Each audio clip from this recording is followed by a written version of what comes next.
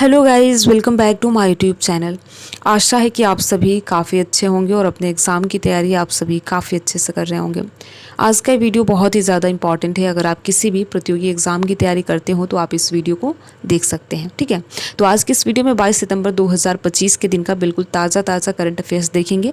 तो अगर आप किसी भी प्रतियोगी एग्ज़ाम की प्रिपरेशन कर रहे हो तो आप इस वीडियो को देख सकते हैं और देखने के साथ साथ अपने यार दोस्त मित्र को भी शेयर कर सकते हैं, ठीक है।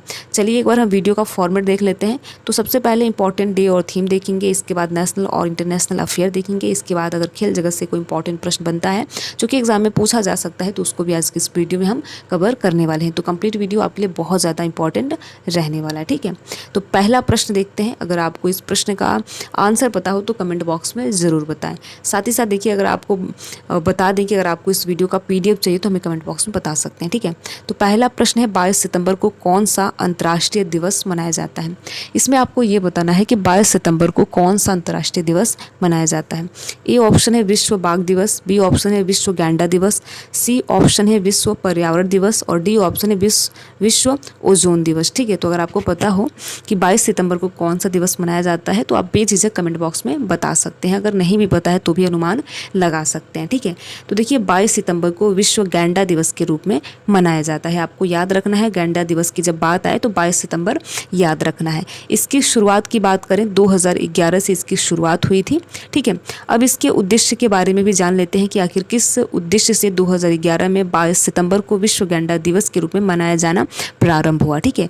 तो गैंडों की जो प्रजातियां होती हैं उनके संरक्षण के बारे में जागरूकता फैलाना, उन्हें अवैध शिकार व आवास की कमी जैसे खतरों से बचाने के लिए प्रयास करना, यानी इस उद्देश्य से 22 सितंबर को विश्व गैंडा दिवस के रूप में मनाया जाता है। तो आप याद रखेंगे बी ऑप्शन सही है, ठीक है।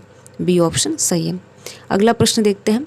हाल ही में एमी अवार्ड्स के 77वें संस्करण का आयोजन किस देश में किया गया। इसमें आपको ये बताना है कि रिसेंटली एमी अवार्ड जो है इसका 77वां संस्करण का आयोजन हुआ है तो ये किस देश में हुआ है।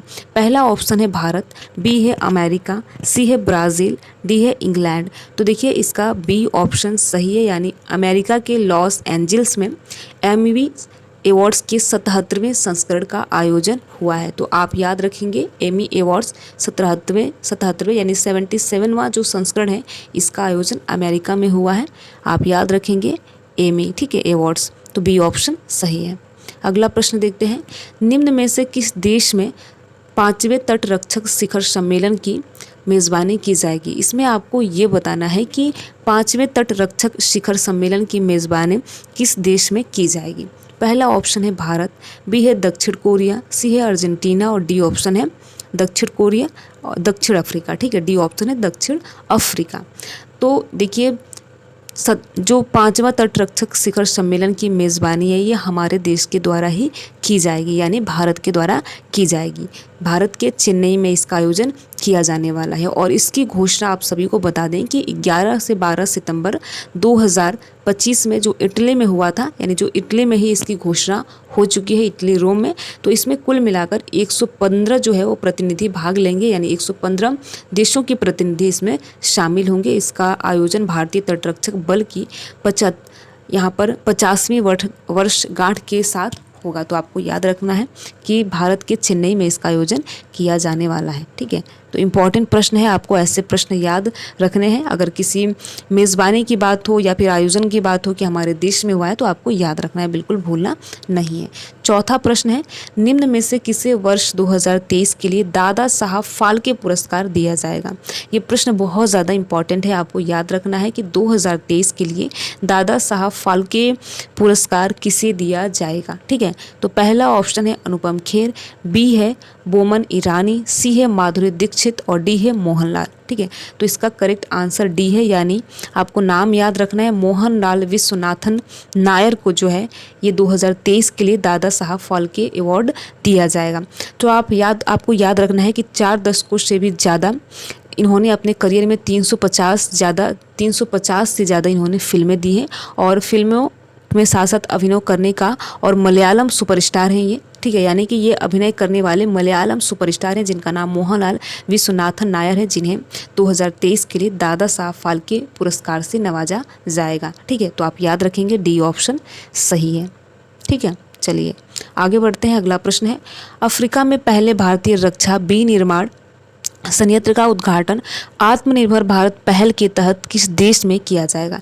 ये प्रश्न बहुत ज़्यादा इंपॉर्टेंट है। इसमें ये पूछा गया है कि अफ्रीका में पहले भारतीय रक्षा विनिर्माण संयंत्र का उद्घाटन आत्मनिर्भर भारत पहल के साथ किस देश में इसका आयोजन किया जाने वाला है। ठीक है, तो पहला ऑप्शन है मिस्र, बी है साउथ अफ्रीका, डी है इथोपिया, सी है इथोपिया और डी है मोरक्को। ठीक है, तो आपको याद रखना है, बहुत ज़्यादा इंपॉर्टेंट प्रश्न है। और देखिए ऐसे ही प्रश्न एग्जाम में पूछे जाते हैं, फिर आपको लगता है कि कहाँ से प्रश्न आ गए। तो इसका आयोजन देखिए मोरक्को में किया जाने वाला है। ठीक है, यानी कि अफ्रीका में पहले भारतीय रक्षा विनिर्माण संयंत्र उद्घाटन आत्मनिर्भर भारत की पहल की जो शुरुआत है ये आपका मोरक्को देश में किया जाने वाला है। तो इसका डी ऑप्शन सही है। ऐसे प्रश्न देखिए आपको बिल्कुल याद रहने चाहिए। अगला प्रश्न है, निम्न में से किसे ऑस्कर 2023 में भारत की आधिकारिक प्रविष्टि के रूप में चुना गया है।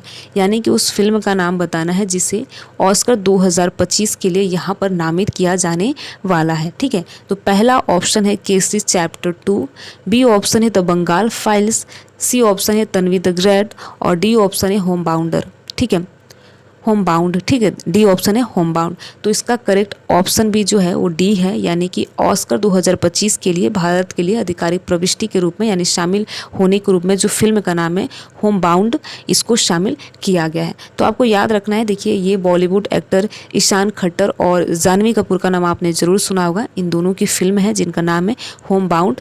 ऑस्कर 2025 के लिए इन्हें भारत में ऑफिशियल रूप से इन्हें एंट्री मिल गई है। ठीक है, तो अभी दिया नहीं गया है, केवल यहाँ पर नाम शामिल हुआ है। तो इसका डी ऑप्शन सही है।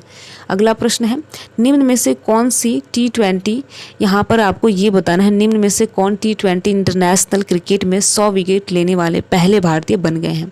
ये प्रश्न बहुत ज़्यादा इंपॉर्टेंट है क्योंकि यहाँ पर जिक्र हो रहा है पहले भारतीय कौन बन गए हैं T20 इंटरनेशनल क्रिकेट में 100 विकेट लेने वाले। ठीक है, तो पहला ऑप्शन है जसप्रीत बुमराह। ठीक है, जसप्रीत बुमराह, बी है अरुण चक्रवर्ती, सी है अर्शदीप सिंह, डी है शार्दुल ठाकुर। ठीक है, तो इसका करेक्ट आंसर जो है वो सी है, यानी अर्शदीप सिंह जो है T20 इंटरनेशनल क्रिकेट में 100 विकेट लेने वाले पहले भारतीय बन गए हैं। तो आपको नाम याद रखना है अर्शदीप सिंह। ठीक है, बहुत ज़्यादा इंपॉर्टेंट प्रश्न है और देखिए ऐसे ही प्रश्न एग्जाम में पूछे जाते हैं। तो पहले भारतीय ये ऐसे अर्शदीप सिंह पहले ऐसे भारतीय जिन्होंने T20 इंटरनेशनल क्रिकेट में 100 विकेट लिया है।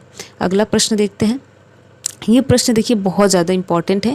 निम्न में से कौन एक दिवसीय क्रिकेट में सबसे पहले तेज शतक लगाने वाले भारतीय खिलाड़ी बन गए हैं।